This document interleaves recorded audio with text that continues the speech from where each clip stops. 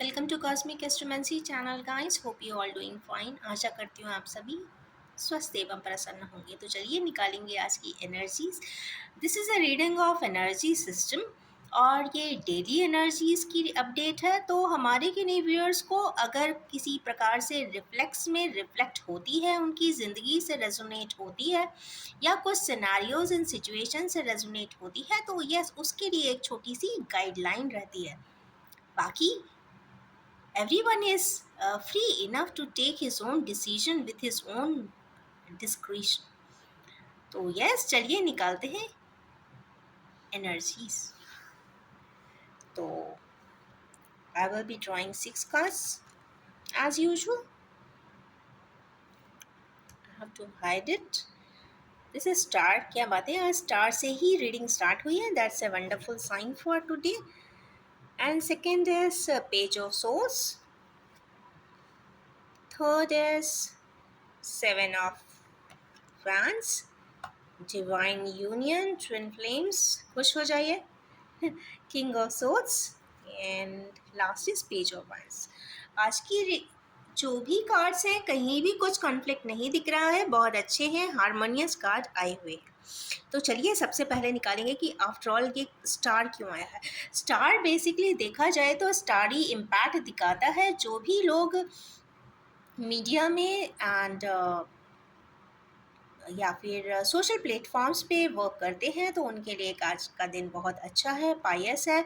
उनको कुछ development and growth आता हुआ दिखाई दे रहा है। हो सकता है कुछ रोल्स के प्रपोजल्स भी आ जाएं।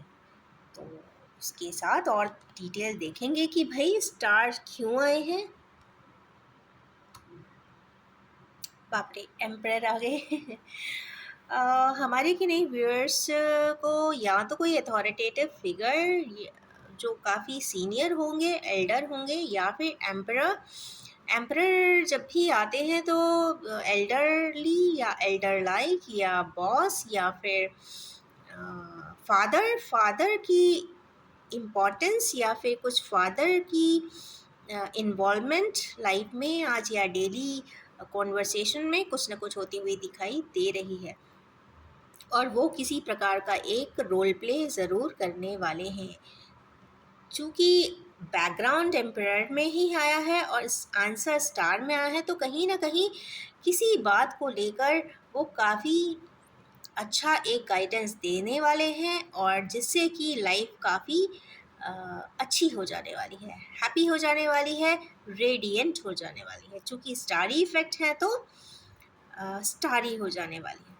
नेक्स्ट कार्ड इसमें है पेज ऑफ सोर्ड्स का। तो पेज ऑफ सोर्ड्स कहीं ना कहीं फ्रीडम भी बताता है और कहीं ना कहीं कम्युनिकेशन भी बताता है। तो किसी भी प्रकार का कम्युनिकेशन हो सकता है, क्योंकि लांसर भी है, क्लाउड भी है, वाटर भी है, और कहीं ना कहीं टेक्स्ट राइटिंग भी है। तो यस, मैसेजिंग, टेक्सटिंग, कोई भी सोशल प्लेटफॉर्म से के थ्रू आप कम्युनिकेट कर सकते हैं या कम्युनिकेशन आ सकता है।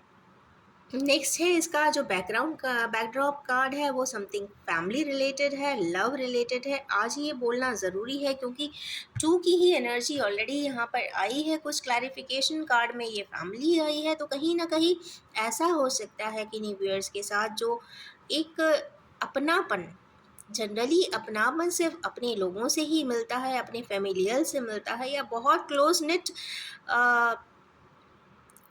फैमिलियल्स से मिलता है। तो यस, यहाँ पे कुछ फैमिलियल्स या फिर अपनेपन की बात होती है, और जहाँ अपनापन होता है वहाँ पे बहुत सारे चीज़ों की मायने नहीं रह जाते। तो कुछ उस प्रकार की हैप्पीनेस, अपनापन, एक इन्वॉल्वमेंट, एक जो वर्ड बोलना चाहती थी, हाँ, डीपर इन्वॉल्वमेंट हमारे किन्हीं व्यूअर्स को, किन्हीं लोगों के लिए होता हुआ दिखाई दे रहा है, जिनके साथ या तो कम्युनिकेट करना चाहते हैं या हुआ है या फिर होने वाला है, या कहीं ना कहीं हो सकता है टेलीपैथिक भी हो, क्योंकि ये कहीं ना कहीं 4 की एनर्जी है, तो टेलीपैथिक कम्युनिकेशन भी हो सकता है। क्योंकि ट्विन फ्लेम आया तो मुझे ये वर्ड बोलना पड़ा। नेक्स्ट कार्ड इसमें आया है मेहनत का। भाई हमारे के न्यू 7 of Wands, बहुत कमिटमेंट, बहुत फोकस, बहुत ही डीपर डीपली एनालिसिस भी कर रहे हैं, मेहनत भी कर रहे हैं, और जो भी उनका मन कहता है वो करने की कोशिश ज़रूर कर रहे हैं। ये एक बहुत अप्रिशिएटिंग क्वालिटीज़ हमारे व्यूअर्स की है कि अपना सुध बुध खोकर कर रहे हैं। सुध बुध क्यों खो रहे हैं? क्योंकि उन्हें या तो चीज़ें क्लैरिटी होती है तो ज़्यादा दिक्कत नहीं आती, पर जब क्लैरिटी नहीं होती है, करते रह जाना होता है, उसका आपको पॉइंट पता नहीं होता कहाँ जाना है, तो इसलिए उन्होंने जो शूज़ पहने हैं इस पर्सन ने, वो अलग अलग पहने हैं। इसका मतलब है कि सुध बुध खोकर अपने कार्य में संलग्न हो जाना। अब इसके 3 एस्पेक्ट हो सकते हैं, या तो वो किसी चीज़ को भुलाने के लिए ऐसा कर रहे हैं, या फिर कोई चीज़ को बहुत डीपली जिसके लिए एंथुसियाज्म है उसके लिए कर रहे हैं, या फिर 100% वर्कोहोलिक है। बट हाँ, इसमें चूंकि ये 7 की एनर्जी है, तो यहाँ पे कहीं ना कहीं ऑब्जेक्टिव नहीं आता, बस करे जा रहे हैं, धुन के पक्के हैं, करे जा रहे हैं। कहाँ जाना है कहाँ नहीं जाना है ये क्लैरिटी नहीं है। क्यों आए हैं भाई? ये बैलेंस बनाना चाहते हैं, इसलिए कर रहे हैं। उन्हें ऐसा लगता होगा, हमारे किनेवियर्स को, कि मेहनत करेंगे तो कुछ ना कुछ मिल जाएगा, बट मेहनत फोकस्ड करके करेंगे, डिटरमाइन होके करेंगे तो ही कंप्लीट होगा, या फिर टेम्परेंस लाएगा, किसी प्रकार की बैलेंसिंग लाइफ में लाएगा। या फिर एक ये ऑस्मोटिक प्रोसेस भी हो सकता है कि एनर्जी सिस्टम के बैलेंस के लिए एंजल्स भी यहाँ पे हमारे व्यूअर्स को सपोर्ट करती हुई गाइड वे दिख रही हैं, तो इसलिए हो सकता है कि एनर्जीज गाइड कर रही हो, वो पर्सन से वर्क कर रहा हो, चाहते ना चाहते हुए उस तरफ, उस धुरी की तरफ जहाँ पे उसका फाइनल ऑब्जेक्टिव उसे ले जाना चाहता है, उस तरफ वो कार्य कर रहा होगा। पर जो भी बात है वो बैलेंसिंग के लिए ही ऐसा हो रहा है। खुश हो जाइए, ट्विन फ्लेम का कार्ड है, डिवाइन यूनियन का भी है, डिवाइन लव का भी है, और डिवाइन इंटरेक्शन का भी है। तो यहाँ पे चूंकि सारी चीज़ें डिवाइन है, तो यहाँ पे किसी भी प्रकार की कंडीशनिंग नहीं है, no conditions are applying here, unconditional love है। एक दूसरे के लिए कहते हैं ना, बहुत विश्वास है, बहुत फेथ है, बहुत ट्रस्ट है, और कुछ भी एक दूसरे के लिए कर गुजरने की चाहत भी है। प्यार ही प्यार है, इसमें कोई कंडीशंस यहाँ पे नहीं दिख रही है, कोई मैनिपुलेशन किसी भी प्रकार का नहीं है। जो भी है वो बहुत प्योर है, because it is the best card for pure love. और यहाँ एक खास और बात है कि ये ट्विन फ्लेम्स को भी डिनोट कर रहा है, तो ट्विन फ्लेम्स के लिए भी ये एक मेजर कार्ड हो जाता है। ओके, तो ये बात सही है कि हमारे के ट्विन फ्लेम्स की लाइफ में कुछ कंप्लीशन होने की एनर्जी आई है। जब पेंटिकल्स आ जाते हैं तो इसका मतलब है कि ट्विन फ्लेम्स के बाद ये सब कुछ बहुत जल्दी आने वाला है। 10 पेंटिकल्स में मीन्स सभी कुछ आता है, चाहे वेल्थ हो, चाहे प्रोफेशन हो, चाहे कंपनीज हो, चाहे पर्सनल लाइफ हो, यहाँ पे सब, और या फिर स्पिरिचुअल लाइफ हो, सारी ही कंप्लीटली बैलेंस्ड होती हैं, क्योंकि कोई कंडीशंस ही नहीं रह जाती है। तो आज की ये बहुत प्योर एनर्जी है। That's a wonderful sign for twin flamers. मैं बार बार ट्विन फ्लेमर्स के लिए अलग से स्पेशली बोल देती हूँ, या हायर सोलमेट्स के लिए भी बोल देती हूँ, क्योंकि हायर सोलमेट्स की लाइफ और ट्विन फ्लेमर्स की लाइफ थोड़ा सा एक रूटीन से थोड़ा सा हटके होती है, और जनरलाइज्ड नहीं होती, और बहुत टफेस्ट होती है। तो वो टफेस्ट से टफेस्ट लाइफ चूँकि जीते हैं, नहीं जानते हैं कि ऐसा उनके साथ क्यों होता है। बार बार ये प्रश्न उन पार्टनर्स के दिल में आता भी है, ये सिर्फ मेरे साथ ही क्यों होता है, सिर्फ मेरे साथ ही क्यों ऐसा ही होना होता है, जबकि मैं सब अच्छा करता हूँ। तो जब इस प्रकार के प्रश्न आए और लाइफ एकदम क्रिटिकल हो जाए, स्पेशली पर्सनल लाइफ बिल्कुल अपसाइड डाउन हो जाती है, कई बार ऐसे सर्कमस्टेंसेस आके खड़े हो जाते हैं जिसका कोई आंसर नहीं होता। सेपरेशन भी होता है तो एक्सट्रीम सेपरेशन होता है, ब्लेम्स लगते हैं तो वो भी एक्सट्रीम लगते हैं, और इतना दुख दे जाते हैं कि जिसका कोई आंसर नहीं होता, जिसका कोई पैरामीटर नहीं होता। तो वहीं पे जब रिवाइवल आता है, रिकन्सिलिएशन आता है और रीयूनियन होता है, तो वहाँ पे कंप्लीशन ज़रूर आता है, वरना इसके they both are not complete. कहीं ना कहीं कंप्लीट नहीं होंगे, लाइफ जी लेंगे एक दूसरे के बिना, कहीं भी रहेंगे, पर कंप्लीटनेस कभी भी फील नहीं करेंगे। तो यस, पर आज ये कंप्लीशन की एनर्जीज आई है तो हमारे किनेचो इन्फ्लेमर्स के लिए ये बहुत बेस्ट साइन है। नेक्स्ट है यहाँ किंग ऑफ सोर्ड्स। तो किंग ऑफ सोर्ड्स क्यों आए हैं भाई? प्रोटोकॉल वाले हैं, रूल्स वाले हैं, अथॉरिटी वाले हैं। तो क्या होने वाला है आज के दिन इनके साथ? बैकड्रॉप क्या है? इनिशिएटिव ले रहे हैं भाई। पर वैंस का इनिशिएटिव है तो पैशन का इनिशिएटिव है। इंटेलेक्चुअल एनर्जी आई ज़रूर है, देखने में इसका मतलब ये हो सकता है कि अंदर से बहुत पैशन है पर बाहर से बहुत स्ट्रिक्ट एंड रूड प्रोजेक्ट करते हैं। ओके, मीन्स ये कोकोनट किंग है। तो ये कोकोनट किंग आज के दिन को इनिशिएटिव लेते हुए ज़रूर दिखाई दे रहे हैं, चूँकि वो डिवाइनली गाइडेड है, क्योंकि ये जो पूरा स्पेशल स्पेस आया है तो कहीं ना कहीं वो स्पेस से कुछ उन्हें सपोर्ट सिस्टम मिलेगा और वो कुछ अच्छा एक नया स्टेप ज़रूर लेंगे, may be professionally may be personally. पर कोकोनट वर्ड आया है तो इसका मतलब है कि पर्सनली की चांसेस ज़्यादा हैं।